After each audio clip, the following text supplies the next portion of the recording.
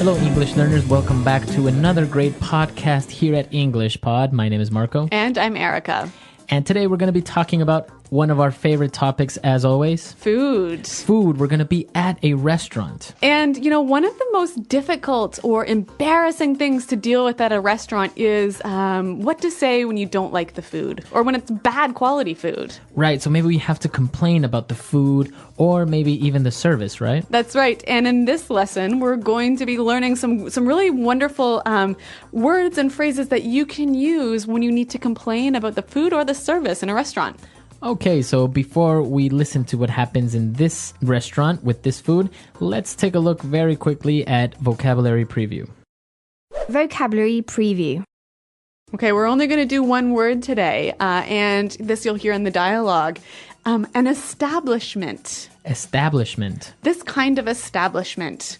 Okay, so when I say an establishment, that's a noun. What is an establishment? It's basically a fancy word for a business or a restaurant in this case. In this case, it's a restaurant. Yep. But in general, you can say it's a business.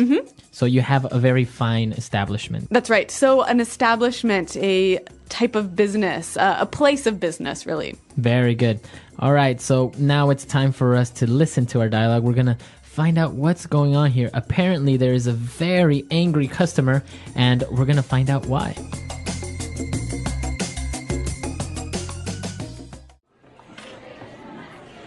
Excuse me, waiter.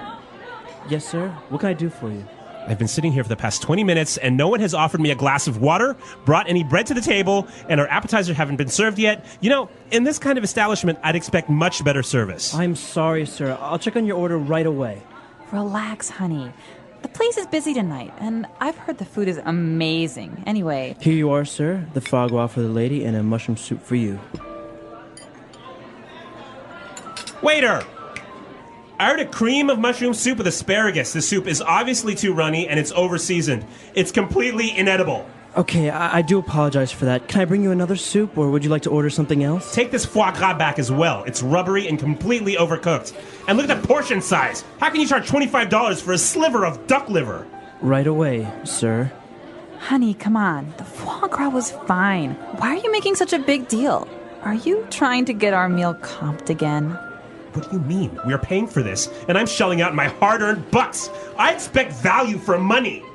Here you are, sir. I hope it is all right now. The chef has prepared it especially for you. Yes, fine.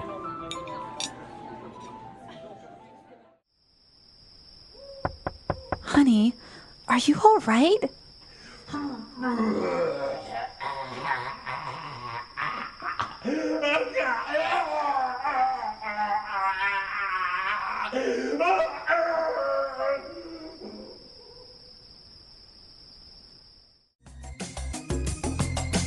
Well, I guess that's one lesson, hey? If you're in a restaurant, don't be too rude to the waiter. You never know what's going to happen. The waiter and the cook, right? Yeah, you don't want to offend that kitchen staff. All right, so we'll talk about that a little bit later on, but now I think we had some really interesting vocabulary of how to describe food that is not well prepared, and we can take a look at that now in Language Takeaway. Language takeaway. All right, so the guy in this dialogue, he ordered a mushroom soup, and he complained that the mushroom soup was too runny. Okay, the soup is too runny. Runny. So he wanted a cream of mushroom, so it should be a little bit thicker. Yep. But in this case, it was runny. So when something is runny, it's too liquid. Too liquid. And I think we can relate it to a runny nose, right? Exactly. Mm-hmm. Okay, so when liquid is coming out of your nose, a runny nose, in this case, the soup is runny. All right. And another thing that he was complaining about, the food was over-seasoned. Over-seasoned. The food is over-seasoned. Okay, so if the food is over-seasoned, it's too salty. So it's another way of saying it's too salty. Yeah, it's kind of a fancy a cooking term. Now, can I say if there's too much pepper in the food, can I say it's over-seasoned? Well, technically, no. When a cook says something is over-seasoned, he's talking salt only. Only salt, okay. So the cream of mushroom is very runny, it's over-seasoned, and he said it's completely inedible. Inedible. It's inedible. Inedible. Now, this word edible, You can eat it. You can eat it. So we add this prefix inedible. You cannot eat it. This is not possible. Yeah. And it doesn't mean that physically you can't eat it. It just means it's pretty disgusting. Okay. This food is inedible. And then he started to complain about the other dish. And he said that it's rubbery. Rubbery. The foie gras was rubbery. All right. So I think we noticed the word rubber. So obviously, if a food is rubbery, it tastes, or it's too chewy. It's like chewing on the bottom of your shoe, right? Okay, so it's too hard to chew or to swallow. Exactly. All right. Apparently, the food was rubbery because it's completely overcooked. Overcooked. All right, we have overcooked. So when something is overcooked, I mean, it's easy to understand that it's cooked too much. But it doesn't mean that it's burnt, right? No, so maybe you've ordered your steak to be rare, but it comes to you well done. So it's not burnt, but it's cooked too much. So also, I guess we can say like chicken. Sometimes if you overcook chicken, it comes out too dry. Yep. All right, so to overcook something.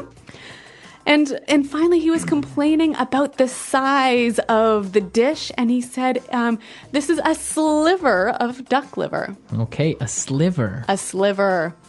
All right. Now, this word sliver is like a slice, right? A very small, tiny little slice. Okay, so we can say, okay, I just want a sliver of bacon for breakfast. All right, why don't we hear a few more examples of how we can use sliver? Example 1. No, John's on a diet. He'll just have a sliver of cake and no ice cream. Example 2. I'm really full, but it looks so delicious. Can you just cut me a sliver? Example 3. You call this sliver of beef on my plate a meal? There's almost nothing here. And those are all the words we had for language takeaway. Now you have... So we've given you different adjectives of describing food that is not well prepared. So now let's move on to some other phrases that the customer used to complain in Fluency Builder. Fluency Builder. Okay, so before we get to the customer complaining language, I want to look at a phrase that the waiter used to apologize. He said, I do apologize. I do apologize. I do apologize. Now, why is this phrase so interesting? Well, I mean, it's pretty easy to understand the meaning, but I want to look at why he added this verb do. Well, he added the verb do to this phrase to make it seem a little bit stronger, to give a little more power to his apology. Right, so if you have an affirmative phrase like, I apologize. Yep. It's good. Yeah. But if you want to give it a little bit more emphasis, you can say, I do apologize. Why don't we give an example? So I might say this. Marco, I didn't know we had a party tonight. And I might say, what? I did tell you about it last week. Right, so you're just giving a little bit more power to the statement that you told me. So this do, did, does becomes an auxiliary to make it more powerful, to give it more emphasis. Yeah, exactly. So a neat little phrase, something you can use if you want to make your apologies sound maybe a little bit stronger. All right. Now moving on to the next phrase. He was complaining about the food and it was terrible, and he said, I'm shelling out my hard-earned bucks. Okay, let's break this one down into two sections. We'll start with shelling out. All right, so to shell out. So when you shell out, you pay for something. All right, but this gives you the sensation that you don't really want to pay. You're a bit unhappy about it. Right, so you want to shell out your money. Why don't we listen to some examples to show us how we can use this phrase to shell out? Example 1. Great. It's my girlfriend's birthday this month, so I'm going to have to shell out for a present. Example 2. I really want those shoes, but I can't really afford to shell out $400. Example 3. I can't believe it. Ella shelled out the $800 for the tickets. I thought I would have to pay. All right, so now that we understand shell out, let's move on to the second part of that sentence. My hard-earned bucks. hard-earned bucks. My hard-earned bucks. Okay, so bucks are dollars, right? Dollars. Only dollars, right? Yeah, not pounds, not euros. But his hard-earned bucks is money he had to work really hard for. So I can also say my hard-earned money, right? Or my hard-earned cash. Exactly. Very good. So you worked hard to get it. All right, so three great phrases that can be used when you're complaining in a restaurant. And why don't we hear them one last time in context by listening to the dialogue?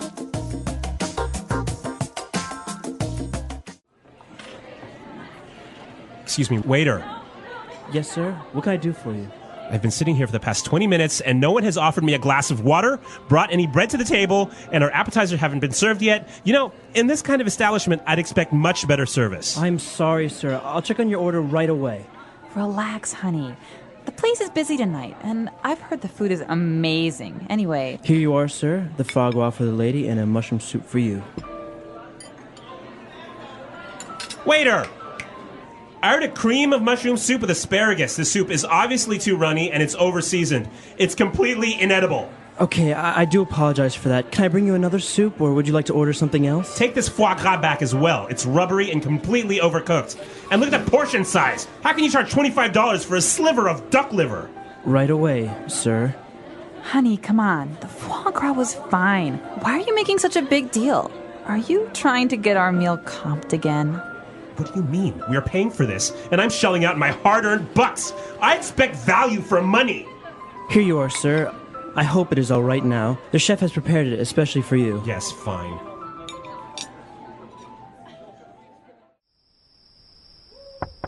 Honey, are you all right?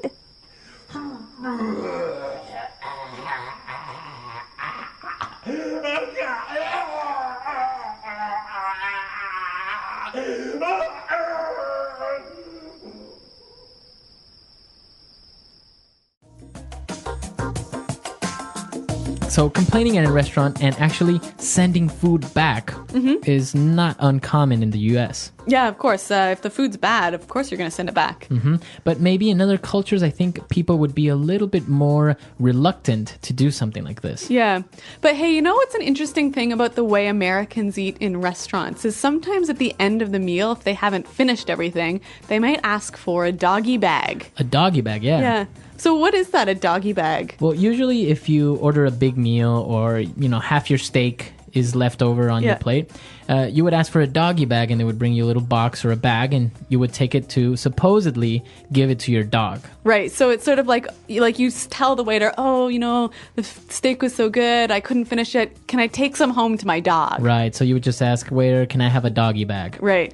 But it's sort of like code for, I'm going to eat this tomorrow for lunch. Exactly. Because people wouldn't really give it to their dogs. Yeah. I mean, that steak wrapped up in a fancy sort of foil swan is going to be pretty delicious the next day. right. Yeah, it's actually very common in the US, but in other countries, people will leave Yeah. entire plates of food on the It'd table. be totally impolite to ask the waiter to pack up the food for you. Exactly. Yep. So a little bit of cultural differences, but we want to know what you think and how things are done maybe in your country with complaining or sending food back or even this whole doggy bag situation. That's right. Why don't you visit our website, EnglishPod.com, and tell us about it. All right. We'll be there to answer any questions or comments, but we got to go now. So until then, Goodbye. bye.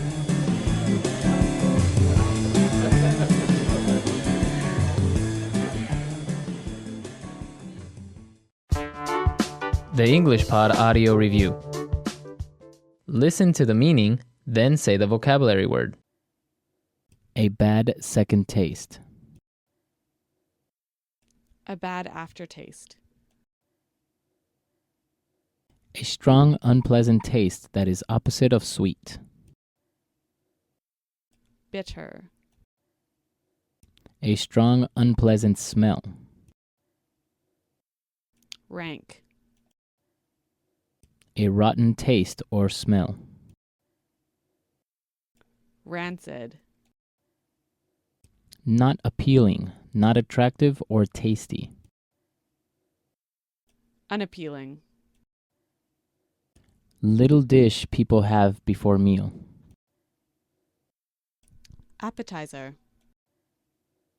Place of business like a restaurant or hotel. Establishment. Work done by someone to serve customers. Service. The list containing your choices of dishes. Order. A food made from the livers of geese. Foie gras.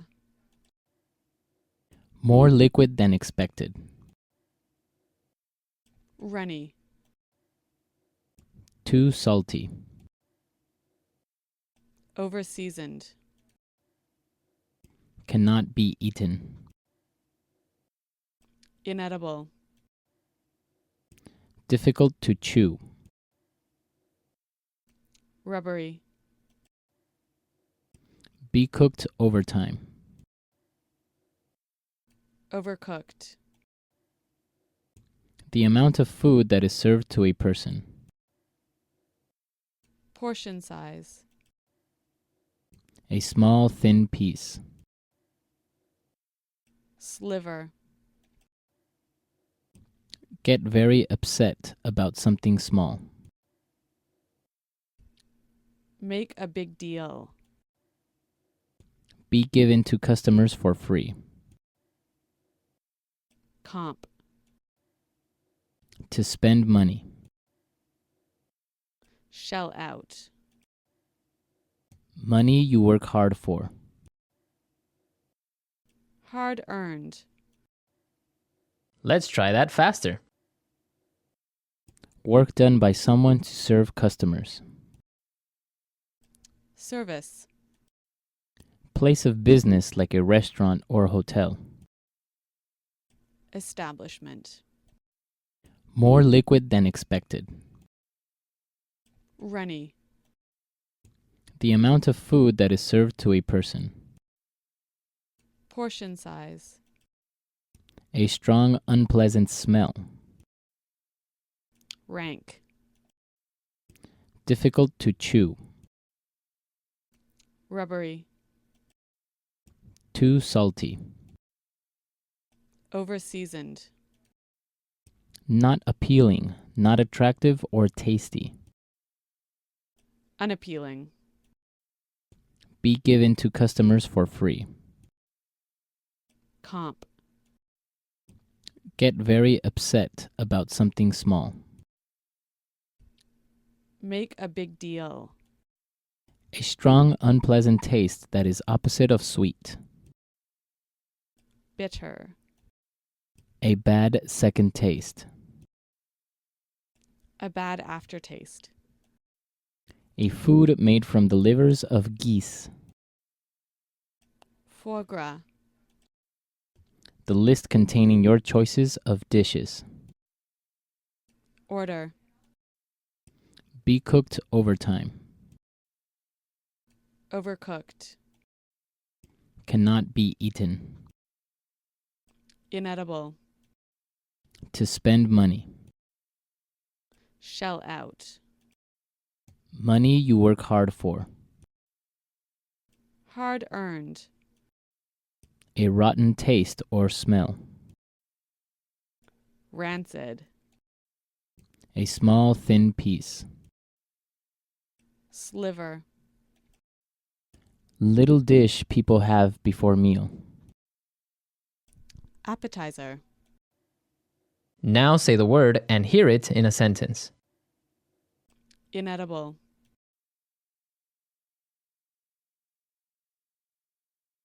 This fish tastes terrible. It's completely inedible. Inedible.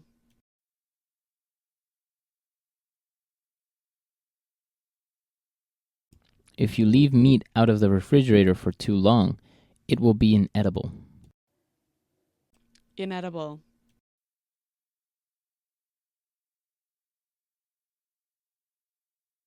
Are you sure you can eat that? Aren't the flower decorations on cakes inedible? Rubbery.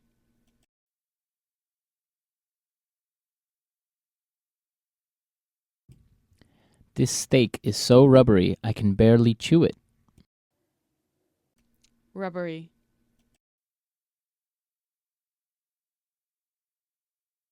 If the meat is so rubbery, why don't you send it back? Rubbery.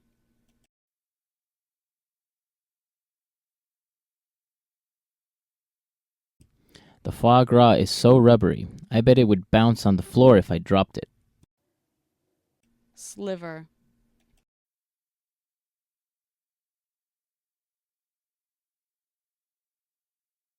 No, John's on a diet. He'll just have a sliver of cake and no ice cream. Sliver.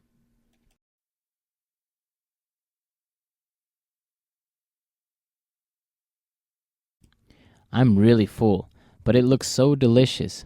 Can you just cut me a sliver? Sliver.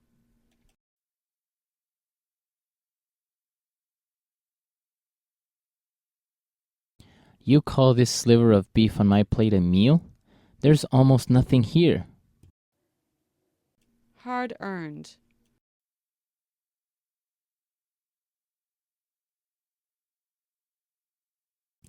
Doesn't it feel good when you use your hard-earned bucks to buy something you've always wanted? Hard-earned.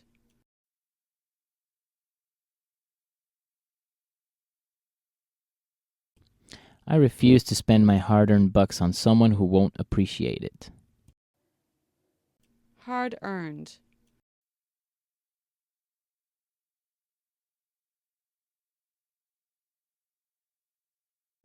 Richard is such a great guy. Every year he would donate his hard-earned bucks to a different charity.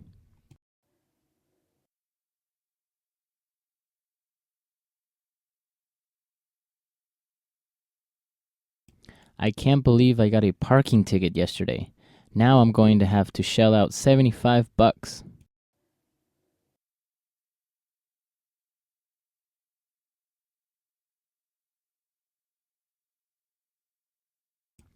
It's me and my girlfriend's 5-year anniversary on Saturday, so I'm going to shell out for a nice dinner and a pair of nice earrings.